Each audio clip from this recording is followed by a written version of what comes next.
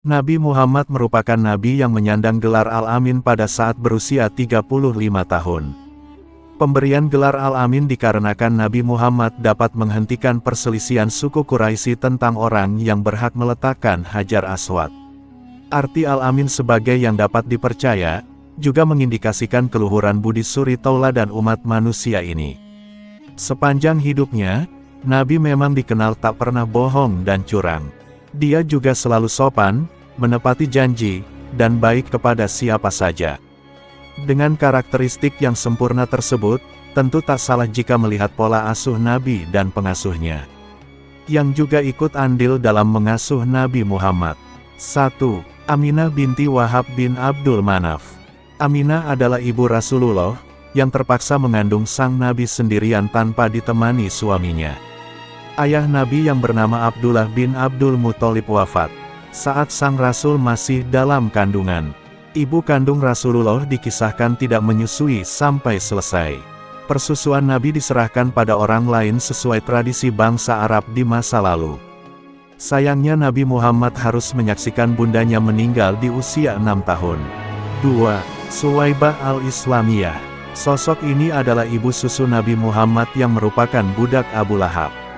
Suwaibah menyampaikan kabar kelahiran Rasulullah pada sang paman yang merasa sangat gembira. Saking senangnya, Abu Lahab kemudian memerdekakan Suwaibah. Aminah selanjutnya menyerahkan persusuan Nabi Muhammad pada Suwaibah. Saat itu, Suwaibah dikisahkan berprofesi sebagai ibu yang menyusukan bayi. Namun persusuan Nabi pada Suwaibah hanya beberapa hari. Suwaibah juga menyusui bayinya sendiri yang bernama Masruh. 3. Halimah As-Sa'diyah. Dia adalah wanita dari kabilah Bani Sa'ad yang juga pernah menyusui Rasulullah.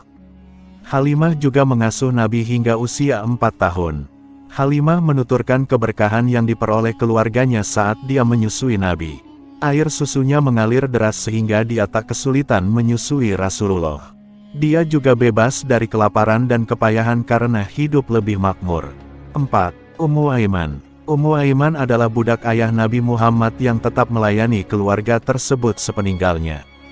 Ketika Aminah melahirkan Nabi sepeninggal ayahnya, Ummu Aiman mendidik dan merawat Nabi Muhammad hingga dewasa dengan baik dan tulus.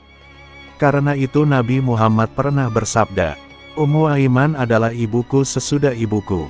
Setelah Nabi menikah dengan Siti Khadijah, Ummu Aiman dibebaskan sebagai bentuk penghormatan.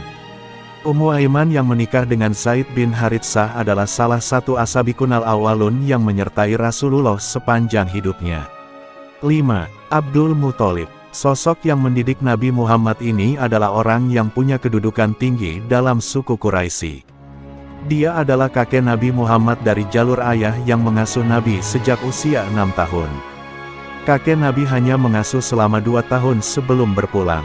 Abdul Muthalib lebih mengutamakan Muhammad dibanding anak-anaknya sendiri. Dia bahkan sangat senang saat Nabi duduk di atas pembaringannya. Saat itu tidak ada anak Abdul Muthalib yang berani melakukan hal tersebut. Sang kakek dikisahkan sudah mengetahui pertanda cucunya akan menjadi orang besar. Saat meninggal Abdul Muthalib berpesan agar pengasuhan Nabi Muhammad dilanjutkan anaknya yang lain yaitu Abu Talib. 6. Abu Talib. Paman Nabi ini bukanlah orang kaya. Untuk meringankan bebannya, Nabi menggembala kambing dan mengambil upah yang diberikan pemilik hewan. Terkait kehidupan Nabi sebagai penggembala kambing sempat disinggungnya dalam sebuah hadis. Artinya, tidak ada Nabi kecuali pernah menjadi penggembala kambing. Mereka para sahabat bertanya, "Apakah engkau juga wahai Rasulullah?" Beliau berkata, "Iya, saya telah menggembala dengan imbalan beberapa kirat, mata uang dinar, pen, dari penduduk Mekah." Hadis riwayat Imam Bukhari.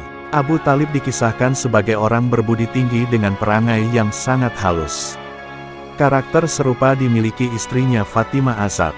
Kepribadian mulia Nabi Muhammad menemukan kecocokan dengan Abu Talib dan keluarganya.